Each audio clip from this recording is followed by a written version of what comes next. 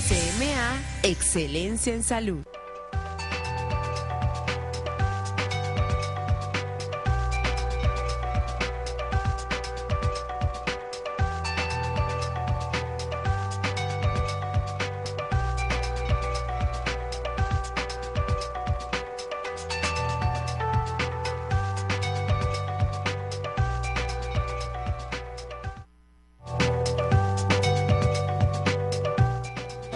Bueno, eso cuando una persona se infecta a raíz de cualquier complicación que tenga, una infección interna. Es como una bacteria dentro del cuerpo, pues. Tengo entendido que la septicemia es como una infección en todo el cuerpo humano, o sea, se contamina toda la sangre, todo por dentro. Bueno, yo pienso que eso es una infección en la sangre, ¿verdad? Es una infección generalizada producida por diferentes patógenos, en este caso bacterias que pueden ser gram positivas, gram negativas. Cuando las mismas son mixtas, pueden comprometer al paciente y puede producir alto riesgo, inclusive la pérdida de la vida.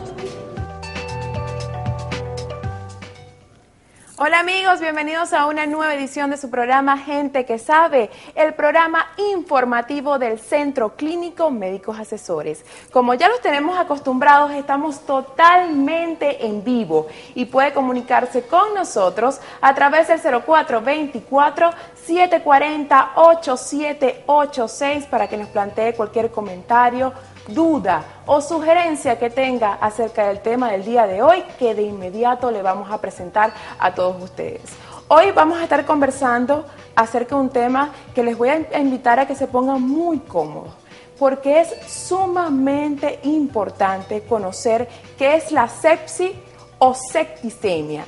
Y para tratar tan interesante tema tenemos con nosotros a un estupendo especialista del Centro Clínico Médicos Asesores que de verdad para mí personalmente es un honor tenerlo como invitado acá en Gente que Sabe, como lo es el intensivista doctor Luis González, quien es coordinador de la Unidad de Cuidados Intensivos del CCMA. Bienvenido, doctor, nuevamente a su casa, Gente que Sabe. Gracias, Vanessa, por tu invitación. Doctor, ¿qué tan cerca o qué tan lejos de la realidad están nuestros encuestados acerca de lo que es la sepsis o la septicemia? Bueno, en realidad hay una aproximación importante al concepto real, ¿no? Tradicionalmente se creyó que la sepsis o la septicemia era bacterias en la sangre y que era una infección generalizada. Hoy día estos conceptos están mucho más claros luego de 20 años de estudio y más específicamente en los últimos 11 años donde se ha practicado un protocolo internacional que se llama el protocolo de River, donde nos empeñamos en estudiar la sepsis en todos sus puntos de vista. Y no es solamente una infección, como ellos lo conocen, puede ser una infección localizada y puede ser una infección generalizada, como es el común que la gente lo llame, septicemia. Cuando hablamos de sepsis hoy día hablamos de un proceso infeccioso que puede estar en cualquier parte del organismo, pero con una condición particular que se acompaña de lo que se llama el síndrome de respuesta inflamatoria sistémica. ¿Qué es eso?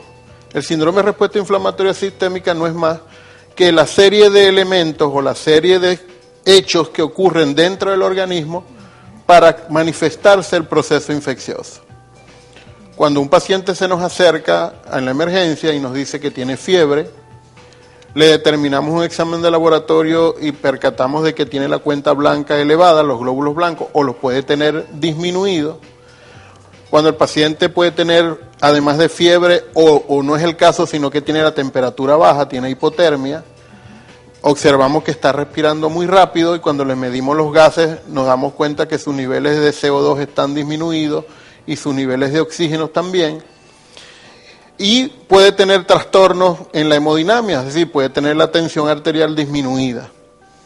Ya esta serie de signos y síntomas nos dicen que este paciente, aunado a que yo pueda demostrar que tiene un proceso infeccioso, estamos en presencia de un cuadro de sepsis. ¿Ok? Y eso puede llevar a gravedad en la sepsis.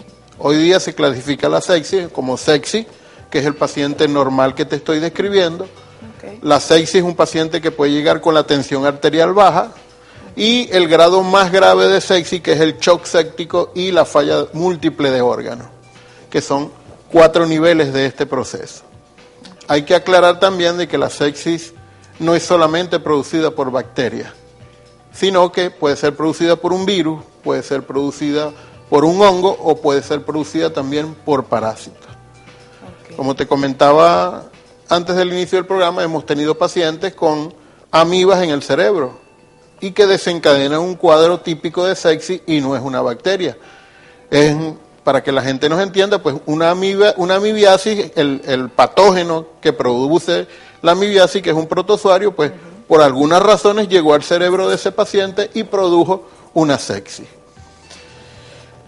Doctor, ¿cuál sería el origen que puede conllevar a una sepsis?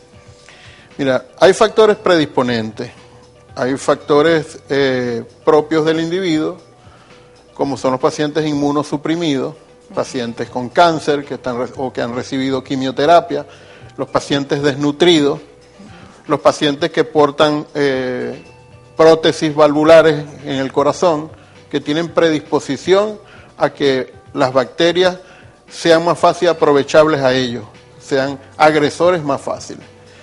Y hay pacientes con infecciones urinarias, por ejemplo, o infecciones respiratorias que desencadenan el cuadro de sepsis, que es básicamente una reacción inmunológica.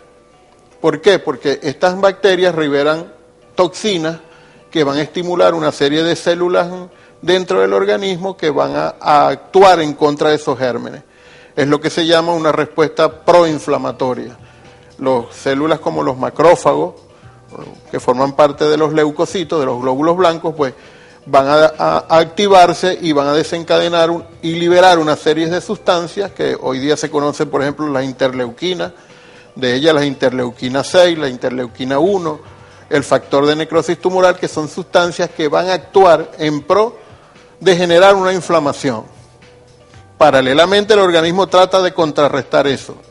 Dependiendo de tu sistema inmunológico, pues va a dominar uno o va a dominar el otro, y el cuadro de sepsis, que empezó como un proceso del ataque de un germen o de una bacteria, ahora va a ser una reacción inmunológica y se va a manifestar en todo el organismo. Cuando ese proceso no se detiene, pues la sepsis avanza hacia lo que es el shock séptico, y cuando se afecta la circulación es porque las células que están dentro de los vasos sanguíneos, que son las células endoteliales, que tienen una función muy importante o varias funciones, que es controlar el tono de los vasos sanguíneos, la permeabilidad de ellos, la reacción ante la coagulación, evitar que haya coagulación dentro, esas funciones se pierden y ocurre lo contrario. El tono de los vasos se pierde, se dilata, la tensión arterial no es posible normalizarla con líquidos, sino hay que usar drogas para mejorar la tensión.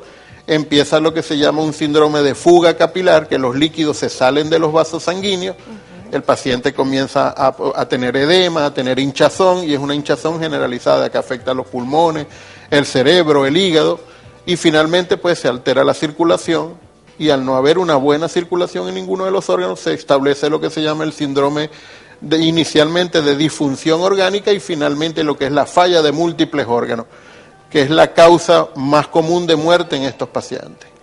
Doctor, la edad, porque hemos conversado de aquellos pacientes que están más propensos a poder sufrir de lo que es la sepsis, pero vemos que hay bebés, niños. Sí.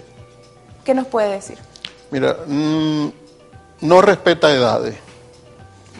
Básicamente vemos sepsis en número mayor importante de pacientes, vamos a decir de forma natural, en niños y en ancianos, porque son los extremos de la vida, y son los pacientes que inmunológicamente no están competentes. Los madres que vienen portando infecciones urinarias, y cuando el bebé nace, pues nace con cuadros sépticos ya en evolución, y que necesitan todo el soporte que requiere. Y ancianos igual, porque están en los extremos de la vida, ya están debilitados, pero en las poblaciones intermedias también tenemos causas de sepsis.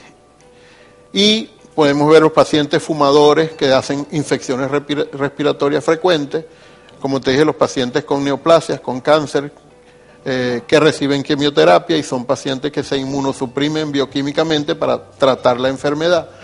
Y tenemos también pacientes crónicos respiratorios con enfermedades pulmonares o con portadores de prótesis valvulares que también nos desencadenan estos cuadros infecciosos. Las infecciones urinarias, que en nuestra zona son muy frecuentes, y en pacientes de mediana edad también tenemos índices altos de sepsis en este tipo de pacientes. Ya nos está avisando nuestro equipo de producción que tenemos que hacer nuestra primera pausa comercial, amigos, pero quédense allí, muy cómodos. Recuerden también que estamos totalmente en vivo y que puede comunicarse con nosotros a través del 0424-740-8786. Ya regresamos con más de Gente que Sabe.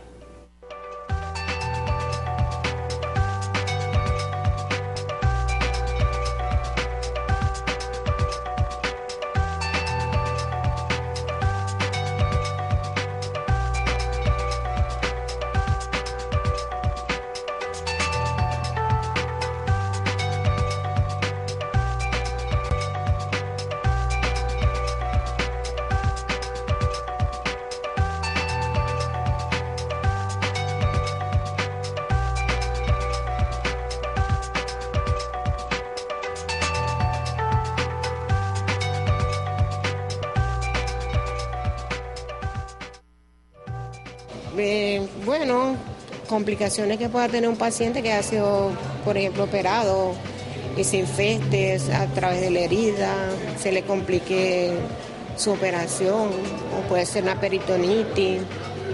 Hay muchas causas. No sé cómo serán las causas para contraerla, no sé. De verdad que no te puedo decir de verdad cómo se contrae eso. Pues una de las causas es cuando, por ejemplo, la persona le da peritonitis o algo así, entonces se infecta todo por el mismo excremento de la persona. Bueno, puede venir por la infección, sí, y se puede complicar la persona y puede causar la septicemia si no se anda rápido por la parte del antibiótico y eso que lleva. Sí, lógicamente la causa puede ser producida precisamente, como te dije anteriormente, por un patógeno, en este caso bacterias. Es una infección bacteriana, la cual debe ser tratada con antibióticos. Sobre todo puede ser con antibióticos de tercera, cuarta, quinta generación, o sea, de las nuevas generaciones, que son las que brindan un amplio espectro y que pueden ser las que pueden atacar fuertemente a la bacteria, en este caso al patógeno, que es el que está produciendo la enfermedad.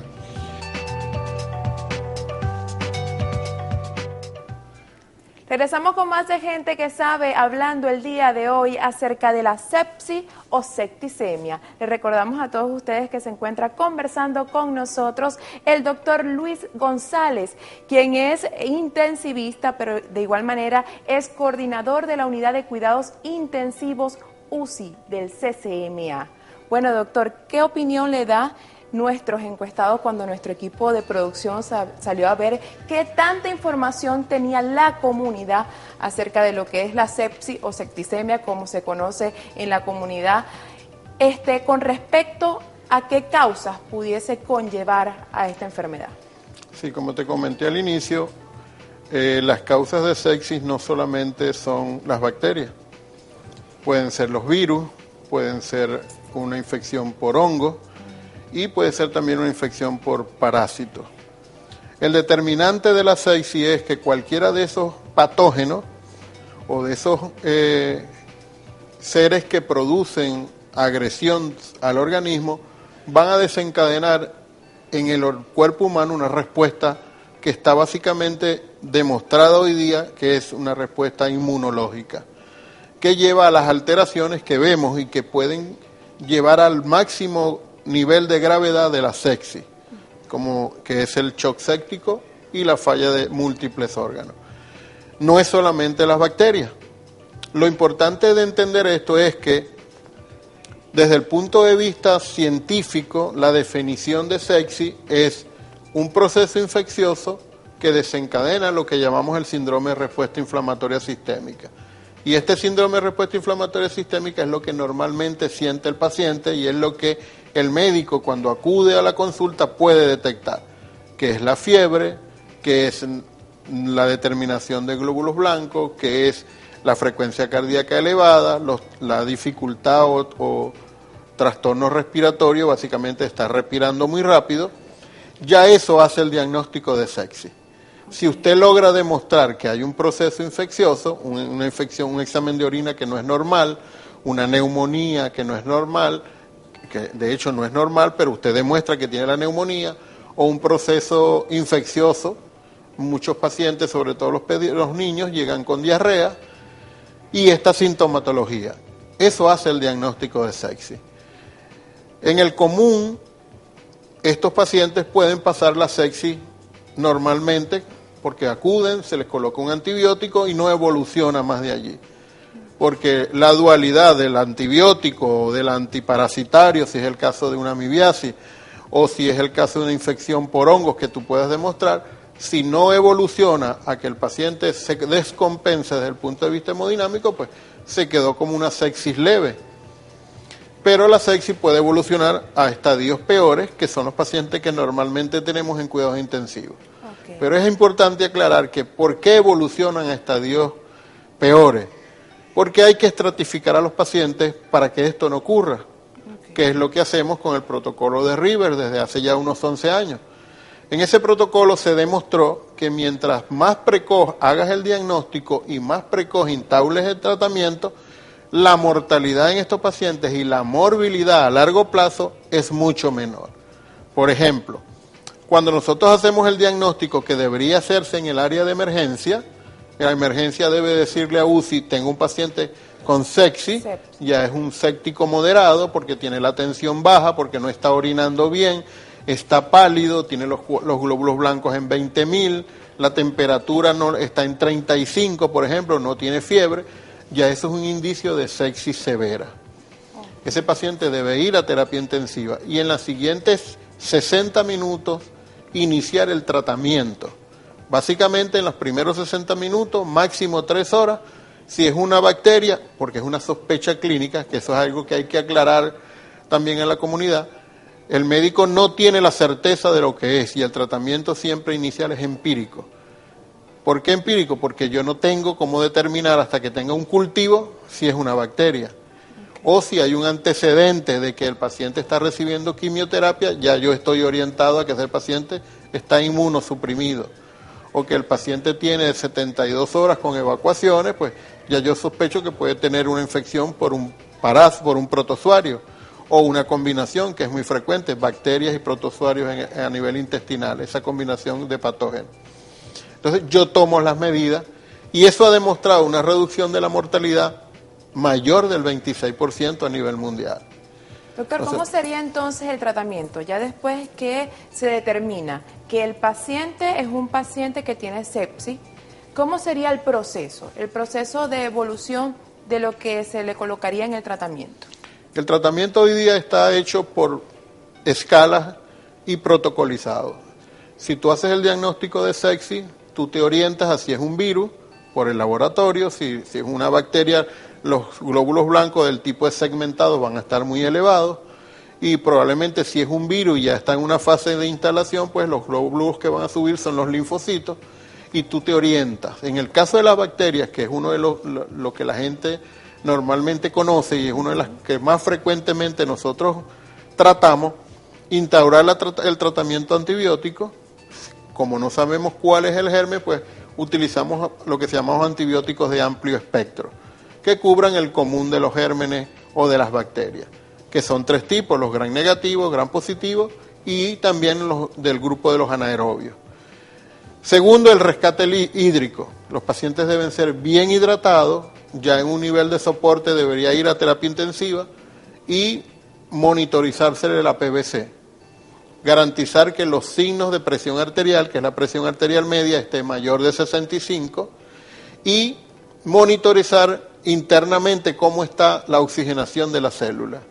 Eso lo hacemos a través de un marcador que se llama lactato, que es un parámetro hoy día muy importante que nos va a decir cómo están respirando las células. Si las células no tienen buena circulación, el lactato va a subir porque es un producto del metabolismo anaeróbico. Cuando la célula no recibe buena cantidad de oxígeno, pero ella tiene que sobrevivir y activa un mecanismo de supervivencia, pero ese mecanismo de supervivencia produce una sustancia tóxica que es el lactato. Se dice hoy día que un paciente con un lactato mayor de 4, aún con la tensión arterial normal, está en shock. Y las medidas tienen que ser extremadas.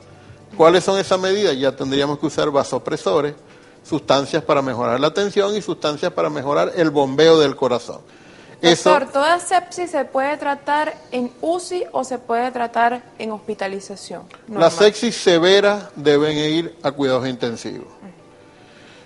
El determinante de sepsis severa o no es simplemente la clínica ni el examen de laboratorio. Hoy día existen dos determinantes, un marcador inmunológico que es la procalcitonina, que es una sustancia reactante de todas esas células que están sufriendo en el organismo y que producen este mediador y que nos va a decir, de acuerdo al nivel en que esté, cuán grave es el nivel de reacción inmunológica y el lactato, como te dije, que es un mediador que nos va a decir cuán mal están perfundidas las células. Si esos dos elementos están elevados, yo estoy obligado a incluir ese paciente en terapia intensiva y a monitorizarlo. Claro. ¿Ok?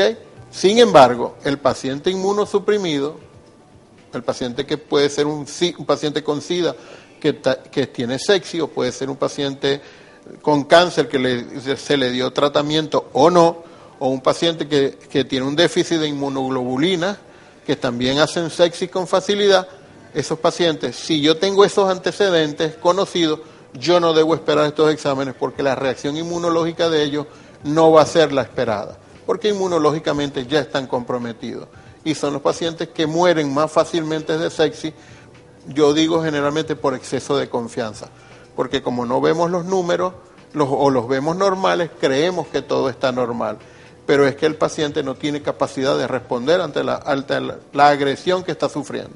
Así es, bueno, ya nos están avisando que tenemos que hacer otra pausa comercial, amigos, pero recuerden que estamos totalmente en vivo y que puede comunicarse con nosotros a través del 0424-740-8786, porque al finalizar el programa, nuestro querido invitado del día de hoy, el doctor Luis González, le estará dando respuesta a todas esas dudas que usted se plantee acerca de la sepsis o septicemia. Así que no se aparten de nuestra sintonía porque ya regresamos con más de Gente que Sabe.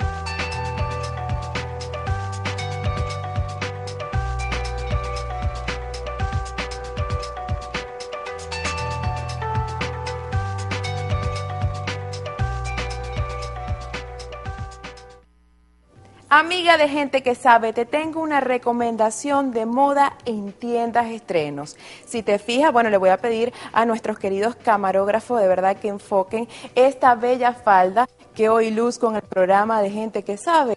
Es cortesía de ellos. Al igual, bueno, ya están enfocando la bella falda, al igual que esta bella blusa, esta bella camisa blanca, y su chaqueta que le da ese toque de elegancia y distinción. De verdad que te hace sentir muy cómoda, pero a la vez muy elegantes. Y los puedes obtener en las tallas S, XS, M, XL, las famosas tallas plus, esas rellenitas que de repente, no, yo no puedo obtener esa falda que tiene Vanessa en Gente que Sabe. Pues las pueden obtener en tiendas estrenos, en cualquiera de sus 3 direcciones, en el Centro Comercial Oliva, en el Centro Comercial Cosmo y en Sambil, Maracaibo, y con unos precios que te sorprenderán. Así que visítanos, de verdad que te ofrecemos toda esa diversidad y esa moda que está invadiendo a toda Venezuela. De igual manera, si te quieres convertir en una empresaria exitosa, en pantalla están los números con que te puedes comunicar con nosotros. Te lo vamos a dejar un momento para que te dé tiempo de anotarlos. De igual manera, nos puedes ubicar del Facebook coloca Tiendas Estrenos o a través del Twitter coloca @tiendasestrenos. De verdad que en moda, tu mejor opción es Tiendas Estrenos.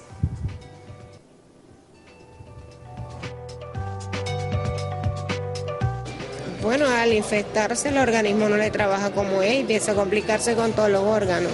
Bueno, yo creo que las complicaciones serían no tener rápido una atención médica, ¿verdad?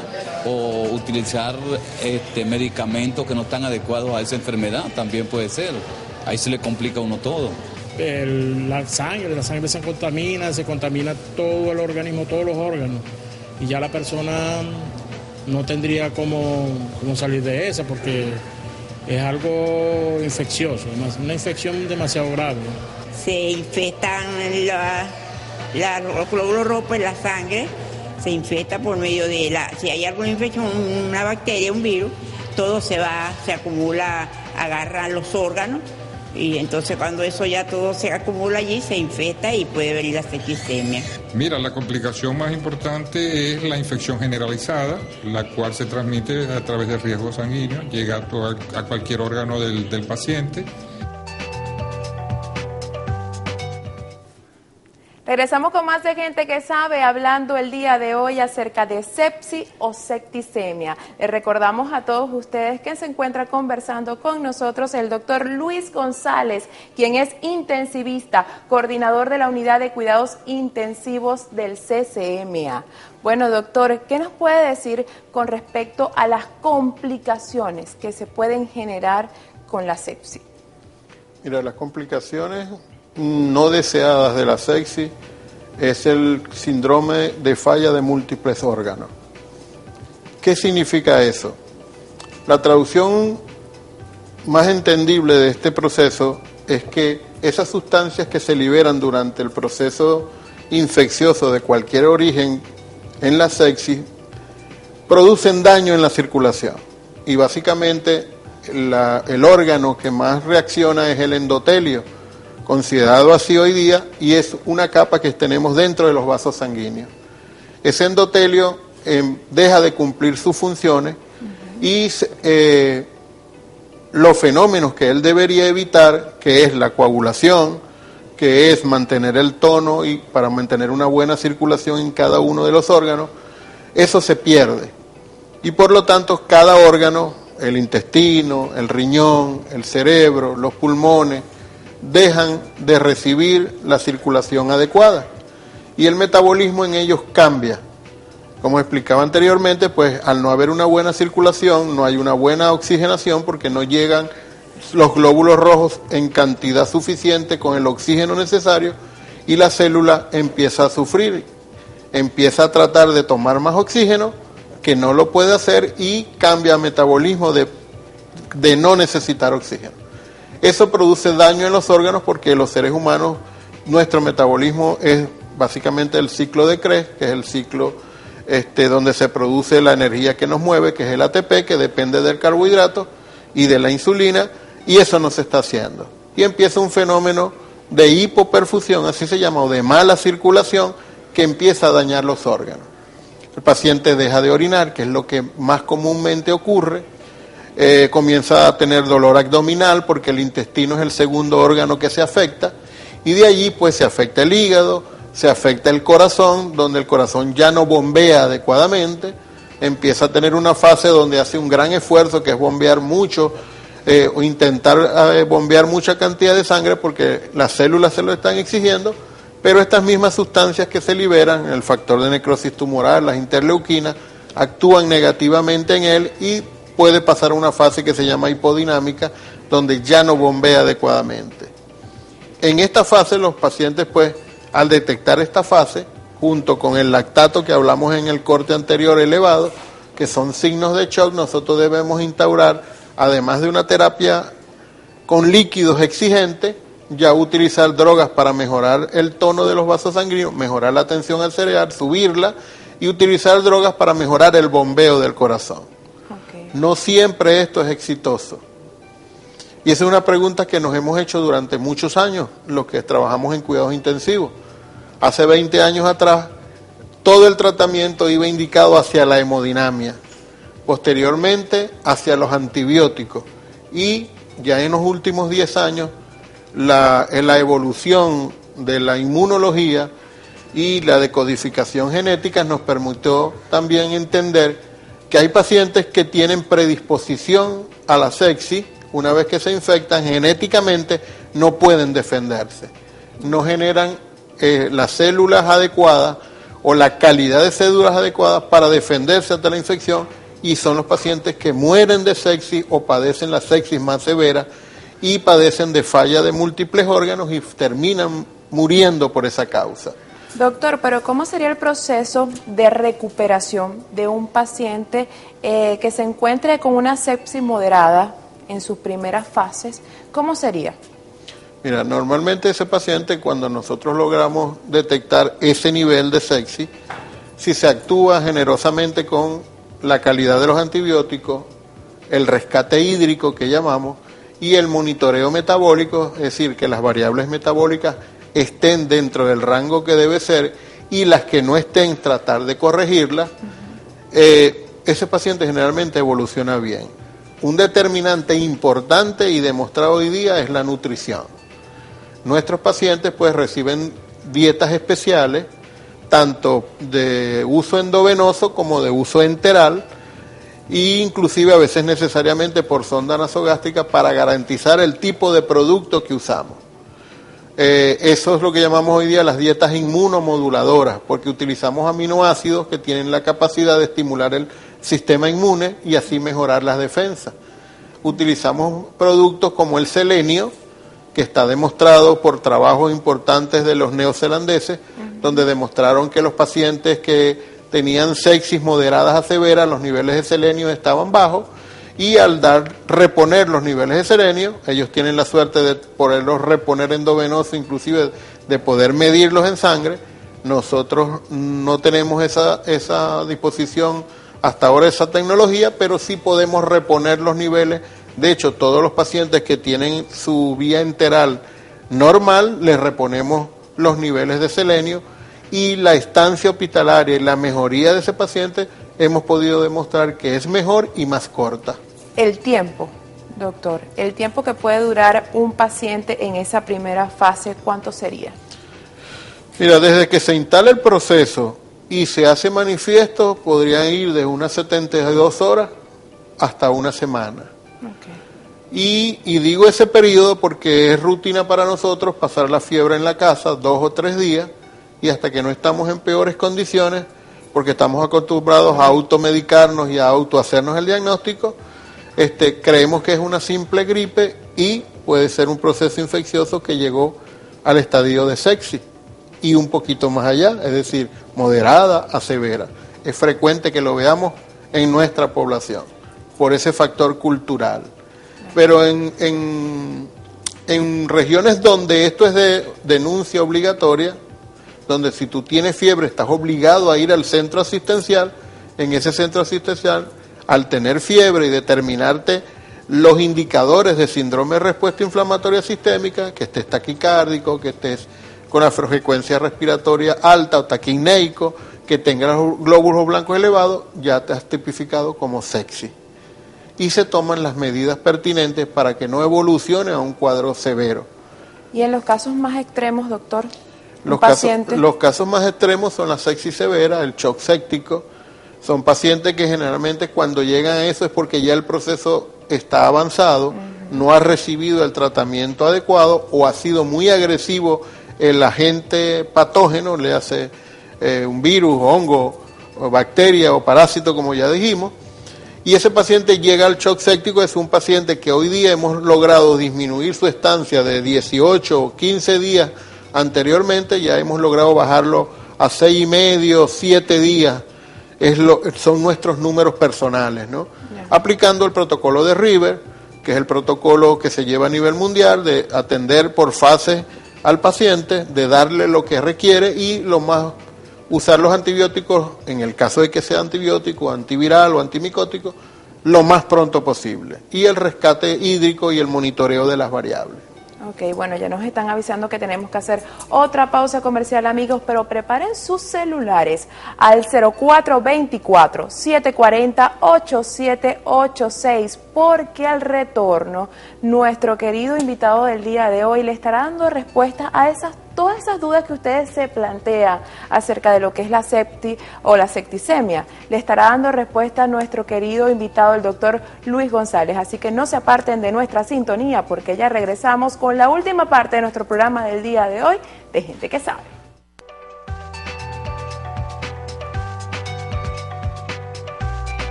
Bueno, no ser tratado como es debido, con su respectivo antibiótico y una buena asistencia, más que todo.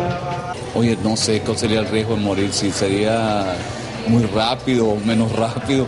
Bueno, es lo mismo, o sea, morir por septicemia es morir infectado. O sea, que es algo que ya no hay vuelta atrás. Sí, realmente sí, el riesgo es bastante alto, yo diría que estaba por encima del 80-90% si no se le trata a tiempo. Lamentablemente a veces por ignorancia del mismo paciente está sufriendo de una infección la cual no es tratada a tiempo o de forma adecuada, entonces la misma se va generalizando, se va comprometiendo al paciente y a veces tiene que ser tratamientos sumamente agresivos con antibióticos de nuevas generaciones para poder sacar al paciente del cuadro clínico que pueda estar presentando. Pero de que el riesgo existe, sí, en alto porcentaje. Regresamos con la última parte de nuestro programa del día de hoy de Gente que Sabe, hablando acerca de la sepsis o septicemia. Doctor, ¿qué opinión le merece usted lo que es el riesgo de morir por esta enfermedad? Las estadísticas que uno más maneja son las estadísticas norteamericanas, donde tienen una tasa anual de unos 750,000 casos de sepsis severa, con una mortalidad que está alrededor del 50%, una mortalidad que es sumamente alta. De allí podemos discriminar en las unidades médicas, es decir, las unidades donde ingresan pacientes con problemas médicos, está alrededor más o menos de un 36% y hasta un poquito más. En las unidades quirúrgicas, unidades de cuidados intensivos donde se manejan pacientes quirúrgicos, mortalidad que puede llegar inclusive hasta el 70-72%. La media de 50% ya es alta. Sin embargo, podemos movernos en ese rango. Lo importante es, y ya demostrado a nivel mundial, revisamos trabajos de España, del Reino Unido, de Norteamérica, ya de Sudamérica, donde le hemos puesto mucho empeño a bajar los números en la mortalidad de sepsis, y tomando estos protocolos de actuación, que así es como se llaman, por metas, logrando objetivos, una vez que haces el diagnóstico, hemos logrado disminuir un 9% más esta mortalidad. Los números particulares de nuestra clínica, la mortalidad por sepsis como diagnóstico como tal está por debajo del 16%. Y de la mortalidad general estamos por debajo del 7%. Es decir, que la clave también es tratarse con especialistas, con unidades que estén bastante completas para poder dar el tratamiento adecuadamente, ¿no? Sí, básicamente es saber lo que se está haciendo. Una vez que tú protocolizas las conductas y no subestimas a ningún paciente, sino que a todos los pacientes los evalúas por el protocolo, tú tienes la oportunidad de hacer un verdadero triaje, de poder ver quién es el que encaja dentro de estos diagnósticos y hay que ponerle la alarma. A este paciente hay que prestarle una atención diferente. Eso es un determinante hoy día de modificar la mortalidad. El protocolo de River hace 11 años que se empezó, en su primera fase demostró modificar la mortalidad en más de un 26% inicialmente, y en el hospital donde se instauró.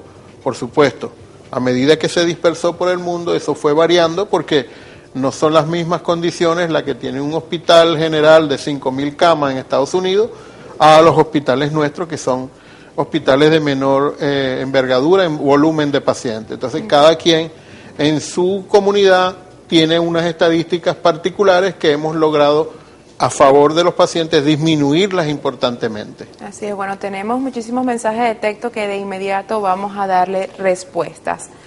Doctor, dice por acá, la proteína C reactiva positiva, ¿a qué se debe? Y si tiene alguna relación con el tema, menciona el televidente. Sí, la proteína C reactiva en realidad, igual que la procalcitonina, es lo que se llama un reactante, una sustancia que se libera cuando hay inflamación en el organismo. El problema de la proteína C reactiva es que yo la puedo medir en sepsis y puede estar elevada, pero puede estar elevada también en el que tiene unas caries que no se ha tratado, o puede tener el paciente, la señora que le vino la menstruación hace 2 días, la proteína C reactiva puede estar aumentada y no me determina evolución en el paciente, a diferencia de la procalcitonina, que sus niveles sí me hablan de gravedad en el paciente. Yo estoy obligado, cuando yo tengo unos niveles altos de procalcitonina, a actuar más enérgicamente en el paciente, y si en el tiempo esos niveles de procalcitonina persisten elevados, yo puedo considerar que el tratamiento que yo estoy instaurando está fracasando.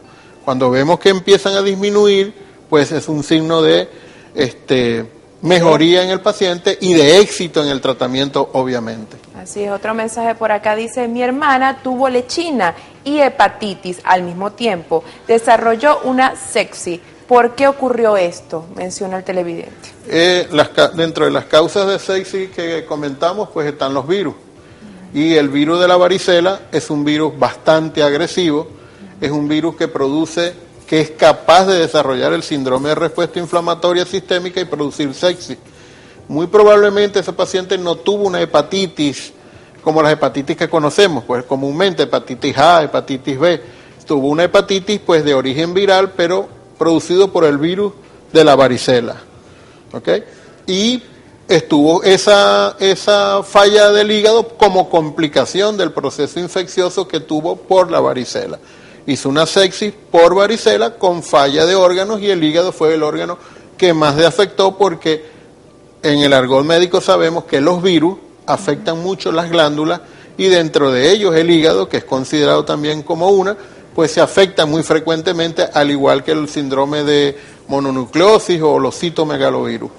Así es, otro mensaje por acá dice, ¿una meningitis ocasiona una sepsis?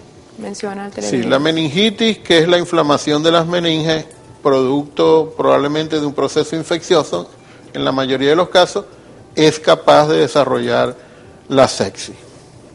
Otro mensaje dice, felicitaciones por su programa. ¿Cuáles son las causas de la sepsis o septicemia? Bueno, la hemos conversado a lo largo de todo el programa. Puede ser de origen viral, de origen micótico, de origen bacteriano o de origen parasitario.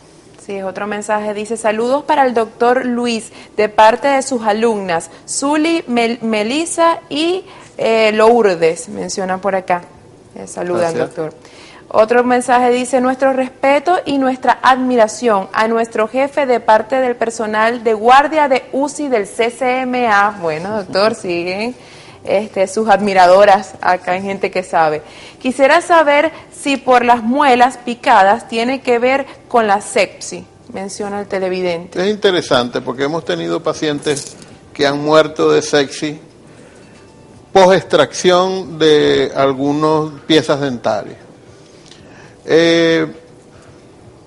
Las caries en los dientes se considera hoy día que son acúmulos bacterianos, ¿okay? Y esos acúmulos bacterianos, que comúnmente se llaman biofilms, que son acúmulos de bacterias que están allí enquistados tratando de sobrevivir, porque si tú te cepillas y aún tienes caries, es que esas bacterias que están allí o son resistentes, o el cepillado no es normal, o tienes una predisposición a que crezca. Esas bacterias en algún momento pueden pasar a la circulación, sobre todo durante el cepillado, que es cuando rompemos las encías, y comúnmente pueden ser causa inclusive de endocarditis bacteriana. Generalmente son bacterias anaeróbicas que no necesitan oxígeno para sobrevivir, y es muy fácil que lleguen a ciertos órganos y se instalen y comiencen a crecer y ser causas de sepsis. Esos son un ejemplo típico de sepsis oculta. Un paciente que está muy infectado y que no conseguimos el foco infeccioso. Estamos obligados a revisarle la boca a nuestros pacientes, revisarle el oído a nuestros pacientes y rotar a los pacientes y revisarles las espaldas, el área genital y el área glútea, porque son áreas que generalmente pocas veces se examinan. Y a veces las sepsis ocultas, el origen está en un absceso que está en la región perineal o un paciente que tiene muchas caries en sus piezas dentales, y entonces buscamos el diagnóstico más internamente, que básicamente es en las endocarditis o buscar infección dentro del corazón. Otro mensaje por acá dice: felicitaciones al doctor Luis por la explicación de tan importante tema. Excelente médico, enfermeras del CCMA. Bueno, doctor, tiene muchísimas admiradoras que han enviado sus mensajes de texto a gente que sabe. Bueno, doctor, ¿cuáles serían de repente, porque hay algún televidente que sintonizó tarde el programa, cuál sería ese resumen que usted le daría y esas palabras claves de recomendaciones a todos nuestros queridos televidentes de gente que sabe? Mira, que la sepsis es un monstruo de muchas cabezas, que tanto para la comunidad como para el argot médico no debemos subestimar. Hay que tomar en cuenta que el proceso de sepsis, del origen que sea, genera una respuesta inflamatoria en el organismo, y que esa respuesta inflamatoria no sabemos hasta dónde se puede limitar por el propio organismo, y cuando no es así, pues vamos a ver estadios de evolución de la sepsis, que es la sepsis severa, el shock séptico y la principal causa de muerte, que es la falla de múltiples órganos. Y quiero aclarar algo, porque es común que un paciente pueda ir a pabellón y se compense, y es muy cómodo decir que el paciente se infectó en el pabellón. El síndrome de respuesta inflamatoria sistémica, que fue lo que describimos, pero que para que sea sepsis tenemos que decir o demostrar que hay una infección, también puede ser desencadenado por otras razones. Y el comportamiento hemodinámico, el comportamiento inmunológico es igual como si fuera una sepsis. Y son los pacientes que reciben un traumatismo muy severo, traumatismo en el cráneo o un politrauma, los pacientes que hacen pancreatitis, los pacientes que van a una cirugía mayor y luego que salen 24 o 48 horas desencadenan la respuesta inflamatoria sistémica y no necesariamente están infectados, sino que su organismo respondió hacia una agresión. Su sistema inmunológico muy reactivo, un paciente que fue intervenido, que fue cortado, que rompieron su humanidad, pero con razones médicas y científicas, su organismo no entiende de eso, simplemente entiende que me estás agrediendo, que me estás hiriendo, y inmunológicamente responde con el síndrome de respuesta inflamatoria sistémica y desarrolla falla de órganos, síndrome de dificultad respiratoria, falla de hígado, y no necesariamente está séptico, y mucho menos se le regaló una infección, a menos que sea un paciente que tuvo un traumatismo y se le rompió el intestino y hizo una peritonitis, como decía una televidente, y eso es inevitable, que el pupú fuera del intestino va a producir una infección, porque ahí lo que hay son bacterias. Correcto. Entonces, ese mensaje es importante, porque a veces hacemos una discriminación y una crítica errónea por desconocimiento, obviamente, pero que es importante que nos eduquemos en esto, porque no hagamos señalamientos que vayan a dificultar lo que uno normalmente hace y con la mejor intención. Así es, bueno doctor, lo voy a invitar a que nos pongamos de pie. Gracias. De verdad, para mí ha sido un honor haberlo Gracias. tenido nuevamente en nuestro espacio de Gente que Sabe, como Muchas siempre dándonos charlas magistrales en el ámbito de la salud y de la parte de la medicina, en la parte de intensiva, pues de unidad de cuidados intensivos. Usted, como ya lo mencioné a lo largo de todo el programa, es el coordinador, el responsable de lo que es la unidad de cuidados intensivos del CCMA. Excelente labor, de verdad que felicitaciones. De hecho, muchas personas le enviaron muchísimos detalles y palabras importantes, porque eso es un trabajo de gran relevancia. Bueno, como siempre, un placer haberlo tenido, y a ustedes, amigos, mil gracias.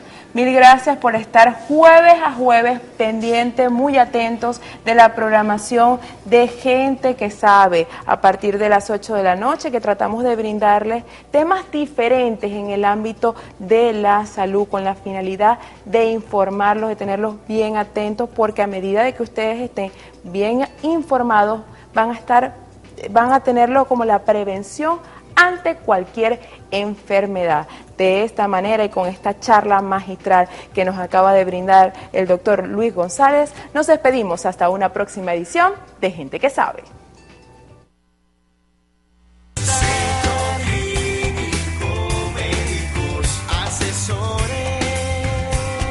CCMA, excelencia en salud.